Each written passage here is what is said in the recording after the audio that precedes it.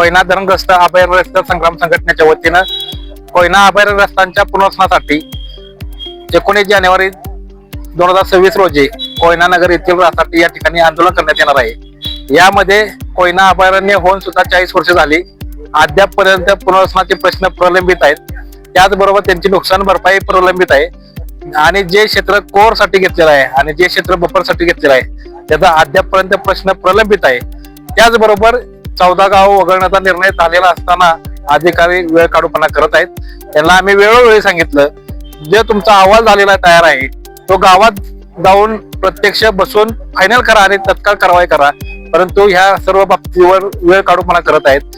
त्यांचे वरिष्ठ अधिकारी हे अभयारण्यग्रस्तांच्या प्रश्नावर कधी लक्ष देत नाहीत, परंतु एखादा पर्यटनाचा खर्च असू द्या, एखादा बांधकामाचा खर्च असू द्या, ते स्वतः फॉलोअप घेतात। अभयारण्यग्रस्तांना मानत आणि वन्यजीव बाबत संघर्ष करताना लोकांना ट्रेनिंग देणं किंवा त्याबाबत सुरक्षेचे उपाय करण्यासाठी अभयारण्यग्रस्त असलेले पाटण, जावली, महाबळेश्वर, शिराळा तालुक्यात जाऊन ट्रेनिंग देणे गरजेचं आहे।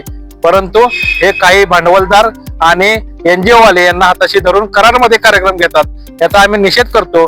यामुळे कोयना अभयारण्यग्रस्तांच्या पुनर्वसनाचा पायाभूत सुविधा मिळेपर्यंत हा लढा आम्ही चालू ठेवणार आहे आणि याचा निषेध म्हणून आम्ही 19 जानेवारीला कोयना नगर येथील राहण्यासाठी या ठिकाणी बसून बेमुदत ठिय्या आंदोलन करणार आहे। याबाबत वरिष्ठांनी तत्काळ कारवाई करण्याचे निर्देश द्यावे, त्यांनी प्रत्यक्षात बैठक घ्यावी, अन्यथा होणाऱ्या परिणामास वन्यजीवचे अधिकारी जबाबदार राहतील आणि कायदा सुव्यवस्था प्रश्न निर्माण झाल्यास ते जबाबदार राहतील, असा या ठिकाणी इशारा देतो।